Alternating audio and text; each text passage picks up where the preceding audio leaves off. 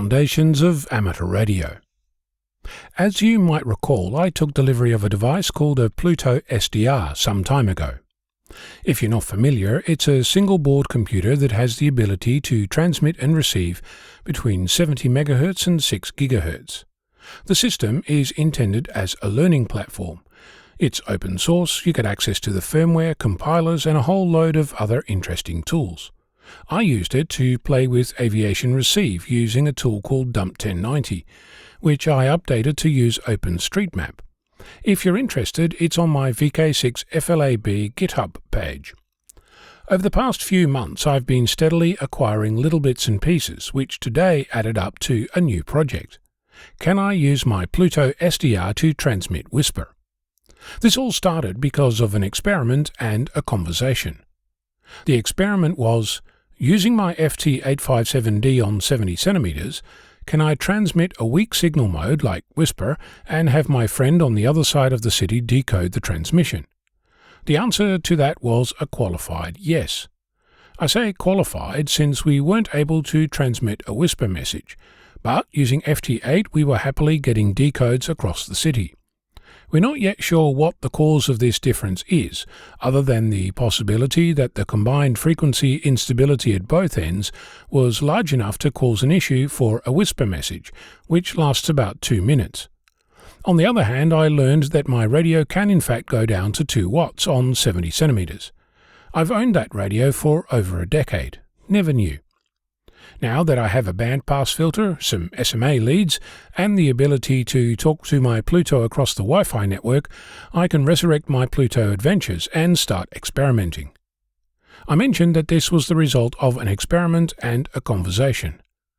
The conversation was about how to create a Whisper signal in the first place. At the moment, if you run WSJTX, the software will generate audio that gets transmitted via a radio. All fine, except if you don't have a screen or a mouse.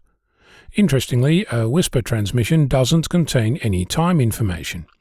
It's an encoded signal, containing your call sign, a Maidenhead locator, that's a 4 or 6 character code representing a grid square on Earth, and a power level.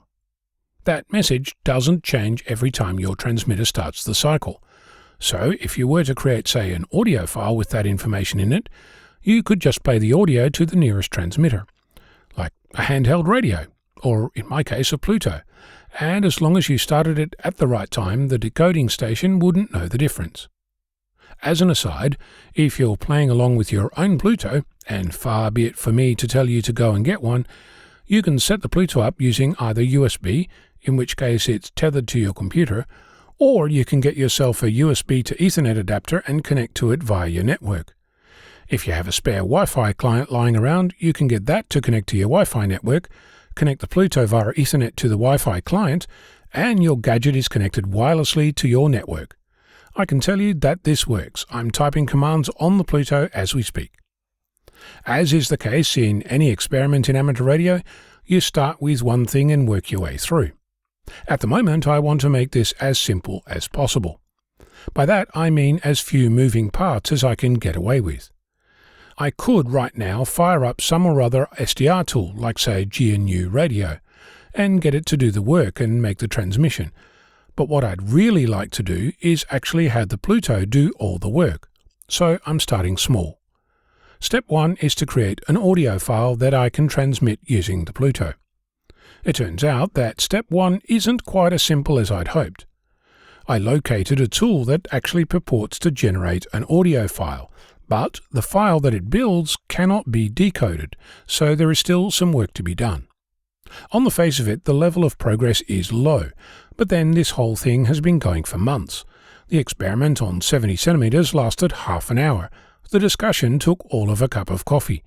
So far, I spent more time on this project making the Wi-Fi client talk to my network than all the rest put together, and that includes finding and ordering the Pluto in the first place.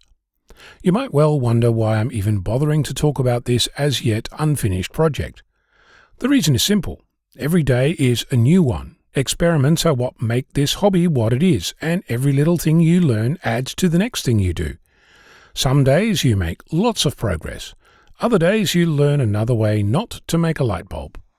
I'm Onno, Victor Kilo 6, Foxtrot Lima, Alpha Bravo.